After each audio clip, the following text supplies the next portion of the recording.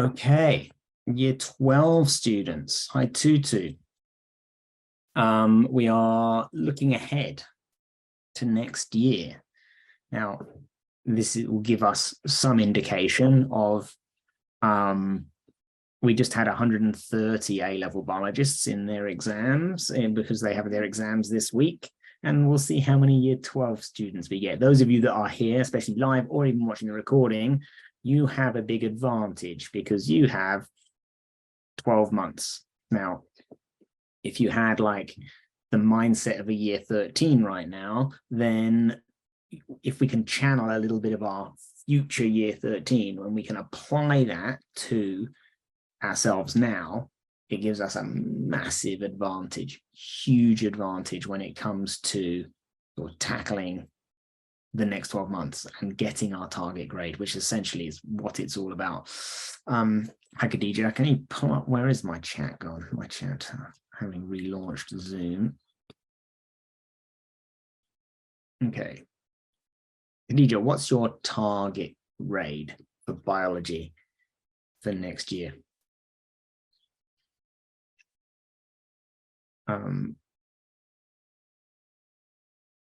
A's. Excellent. I'm totally out of the loop with UCAS. Do you have specific courses and specific universities in mind? Because having external goals, motivating factors, is a really useful. Some people are motivated differently. Some people are really intrinsically motivated. I just want to do as well as I can. Some people's like, I really want to get into this specific course and I need these specific grades. Some people have parental pressure, and that's kind of like they don't have too much choice in it, and whether they want to or not, they're going to get given tutors and tools and everything like that. So how committed on a scale of 1 to 10 are you to getting those A's? 10 being, yeah, do anything, and 0, not really that fast. I'm just going to turn up and do what I want and see if I can get there. So somewhere on that. Medicine, quite committed, 9 out of 10. Great. Well, you're here in your year 12 at the end of, well, beginning of June. So I'd say that is, you're more committed than most. So I think you're well ahead of the curve, because a lot of students who would like to do medicine, lots of students, I've been getting students all this week, year 13s, saying, yeah, I need A's, and I've been working at C's all year, just done some revision. I'm now getting some B's. Right, I've got a day until my paper 1. How do I do that? It's like, well, we can make huge changes very quickly in some cases, but it's very challenging to go. I literally had a student today saying, I'm on E's, got E's all year. How do I get an A tomorrow? I was like, well, with extreme difficulty and a lot of luck. Okay, so I was just reflecting, Khadija. I don't know did you catch any of the end of the A-level session? We had at one point over 130 students in that session. And we've got so far 1 A-less student. And so in this session, so our attitude toward exams is basically like essential. And year 12 students, I don't know whether it's COVID, I don't know whether it's because there's no AS exams anymore, that year 12 students seem to be much less concerned even than they used to be, which was not necessarily particularly concerned about their exams this far out. Okay, so where are you at, Khadija? Have you done some of your AS sort of end of year? Are you doing the real AS exams? I assume not, because they've been and done. And you said you've got exams now. So you've got sort of in-school end of year tests, yeah, which are going to affect your predicted grades for your UCAS. Am I correct with that? Okay, so your predicted grades, so you've just got sort of more tests. Oh, so have you had your biology test result back?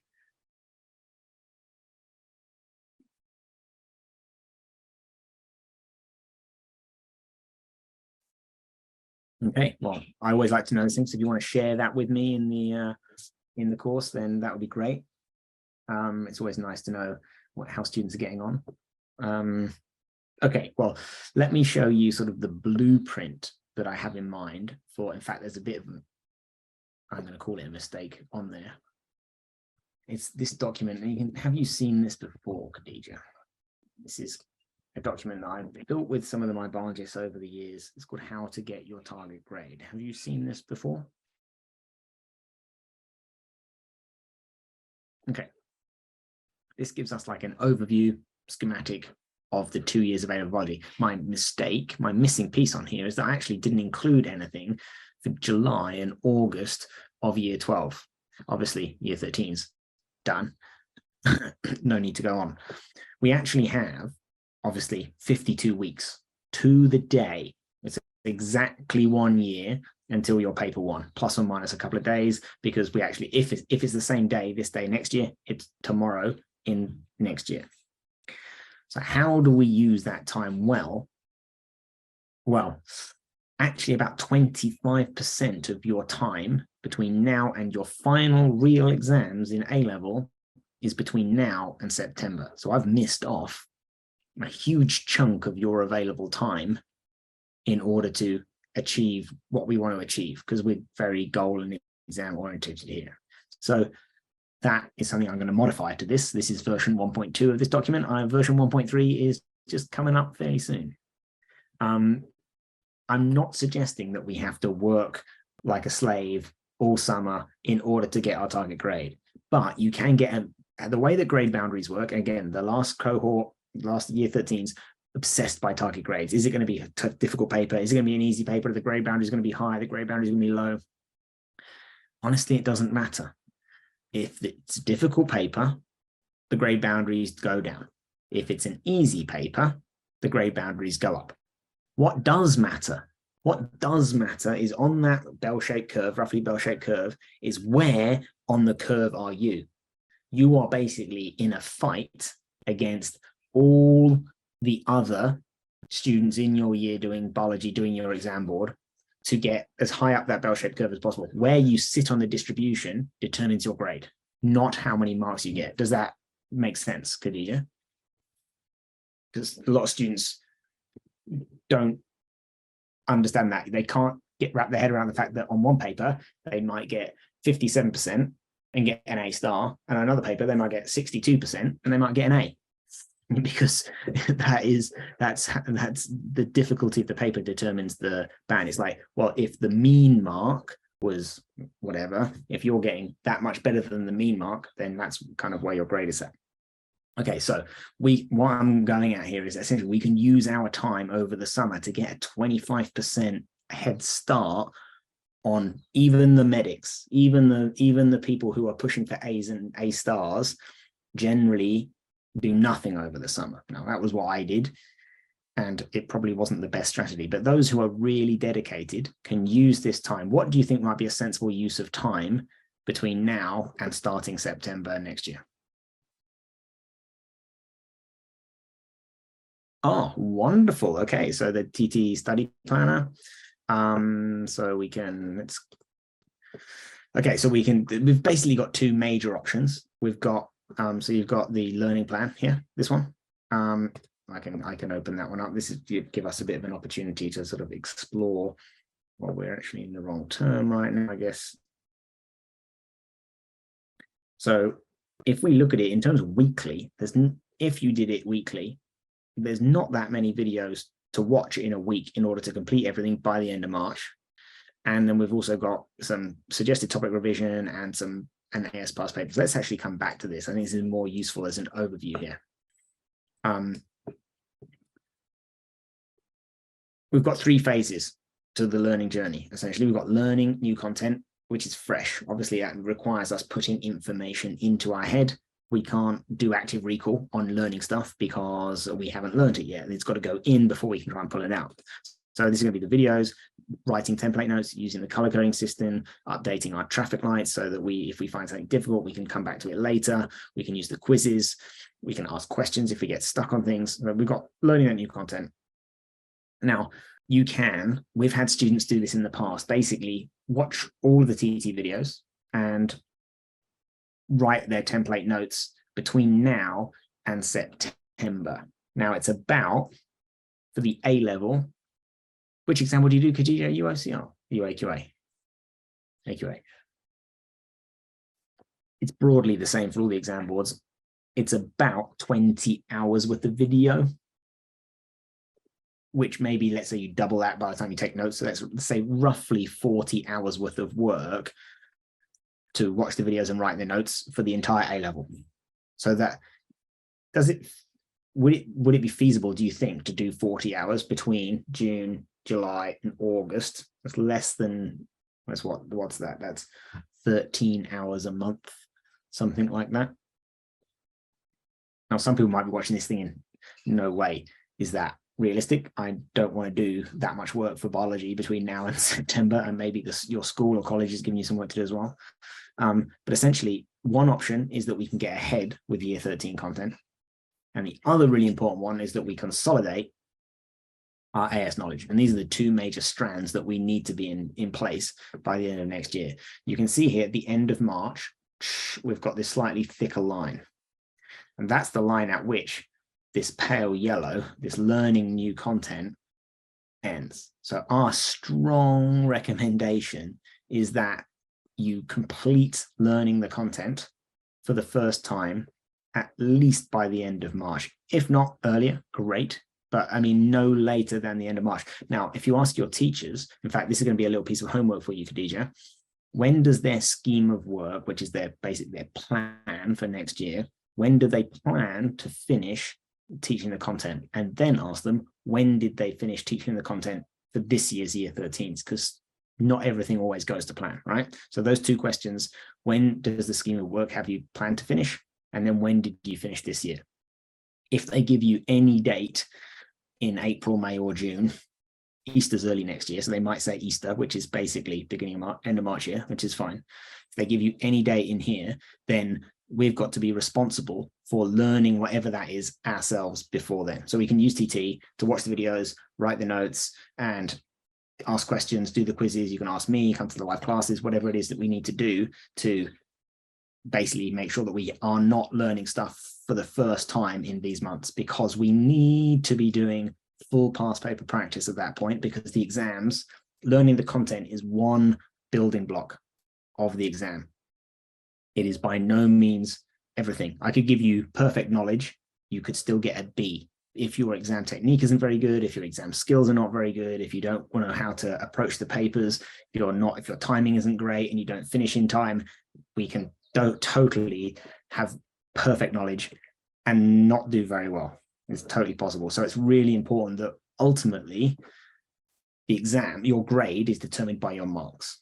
Your marks are only there because of how well you do on the exam, not how much you know. They're not a perfect knowledge test. They're not a perfect test of how much biology you have learned over the 2 years. They test how good you are at doing the biology exams. And at TT, we are going to be constantly cycling back to not just the content, but the other strands that you have to be good at in order to get as many marks as possible, to get the best grades as possible. So students are very blinkered when it comes to the course, because there's huge amounts of content. There's a lot of it, which is quite overwhelming. It's a challenge to learn it all. And like just climbing that mountain, just overcoming the challenge of learning it all becomes the obsession. But they're only looking at, let's say, a third of the exam is content knowledge. So then they're kind of ignoring a huge chunks of marks, and it's a huge problem. So our job is to get as much of the content knowledge done by the end of March. So in terms of finishing the content, I think I could do it, but it'd be hard to juggle with other subjects. I was originally aiming to start the weekly plan, which will allow me to finish by January. Yeah, honestly, if you can finish by January, that's totally great. I'm not saying that it's necessary to complete all the stuff over the summer, but I'm just putting it into context that it's not that much work. 20 hours of video, if you double that to say, okay, I'm going to pause it, write notes, bit of faff time. It's just putting it into context that by saying that you're going to complete the A level, it doesn't mean doing 5 hours a day, Monday to Friday. It means doing, well, what did I say it was? 13 hours a month. We divide that and call it 12 hours a month divided by 4, like 4 hours a week. So 4 hours a week yeah, it's a decent commitment, but it's not huge. Way less than an hour a day, like half an hour a day equivalent of something like that. Okay, so where are we up to? How do we recommend you keep fresh with your AS content? Well, have you done any papers with the TT revision method, Khadija?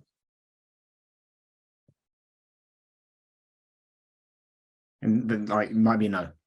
Okay, wonderful. Well, you're like streets ahead. Okay, so TT revision method is essentially students regularly just ignore the AS. Now, in A-level biology, the AS is foundational. All the stuff you've learned about biological molecules, about DNA, about protein synthesis, like all of that, the A-level knowledge is going to basically stack on top. Not completely, it's not 100% overlap, but you have like an 80% overlap with the AS. So the A-level questions are going to assume you know how a protein is made.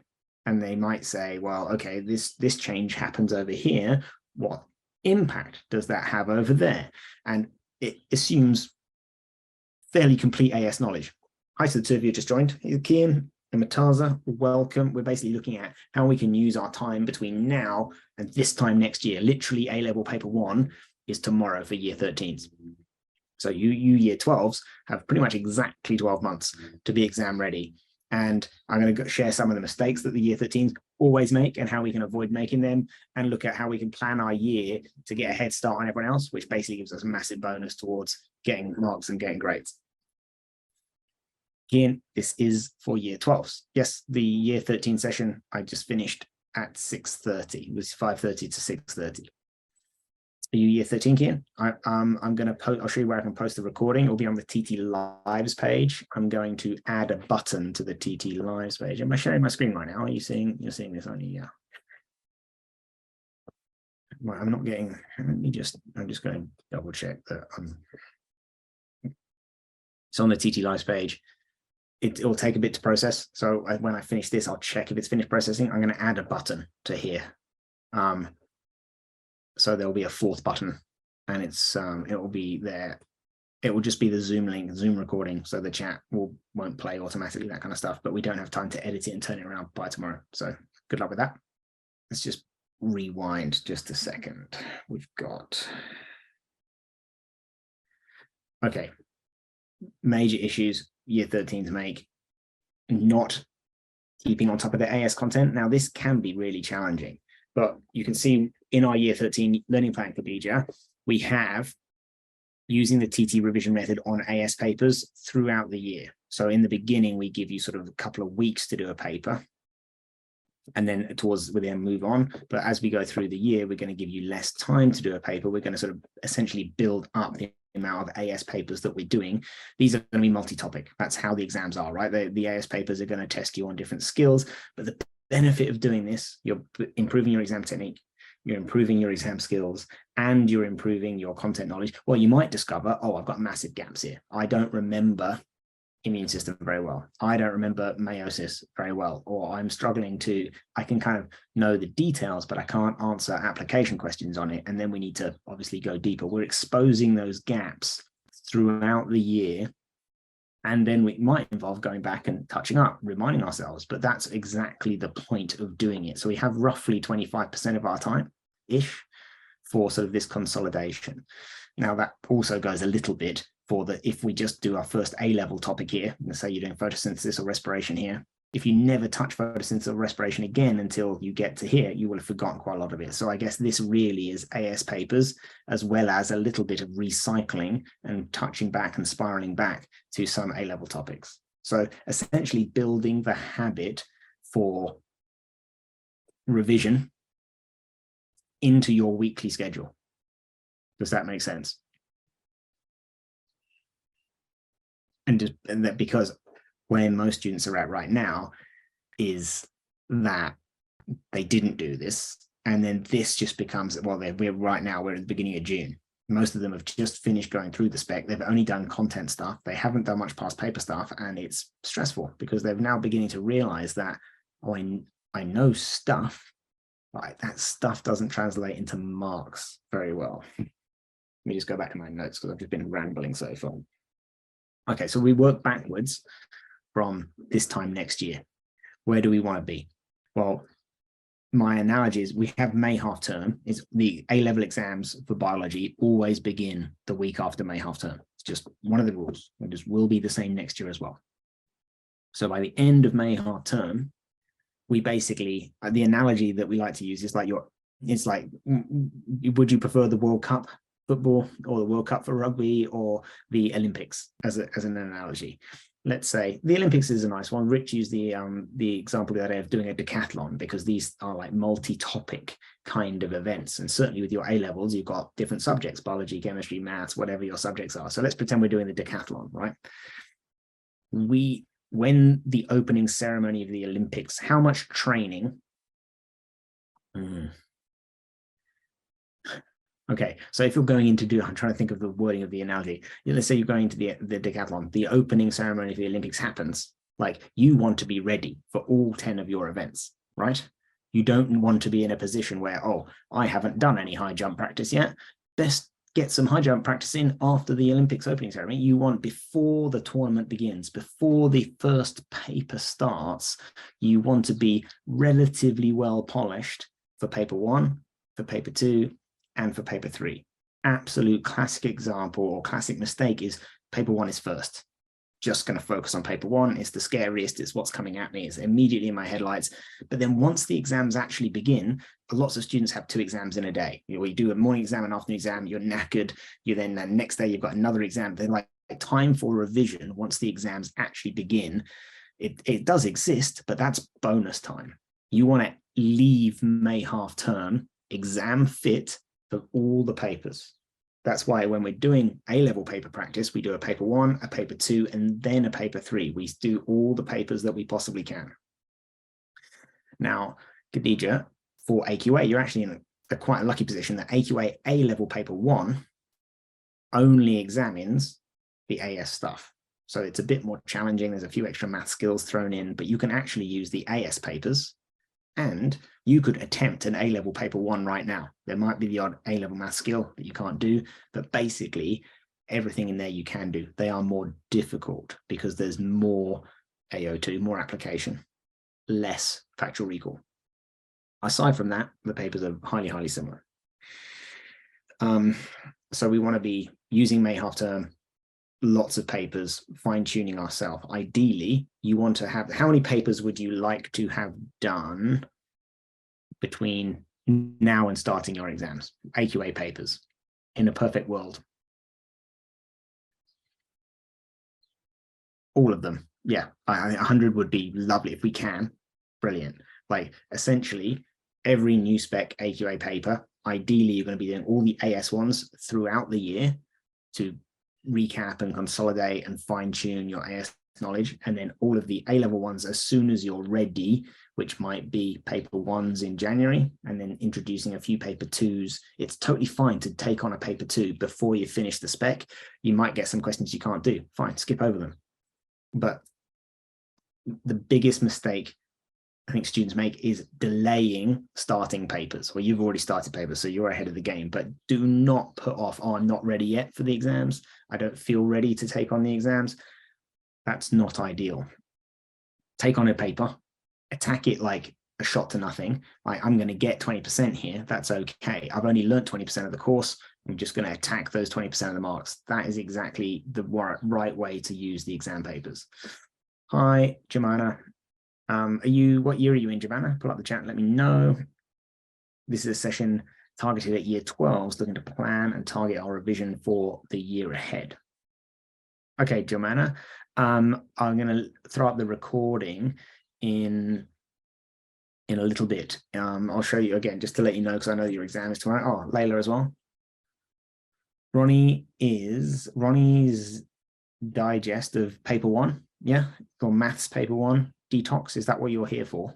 Same Layla, let me know what you came here expecting. The schedule is a bit different this week. I'm doing a session with the year 12 biologists right now.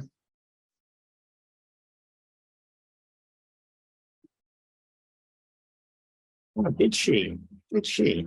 Okay, well, she'd probably join us in a minute then, honestly. So I'd say hang around. I'm just going to finish off with Khadija here. So yeah, more papers. and don't wait until you feel ready for papers. Just throw yourself in there. It's okay to skip questions. What we're trying to do is get better at doing the papers, and the best way of getting better at the papers is by practicing the papers. And then how do we go working backwards from there?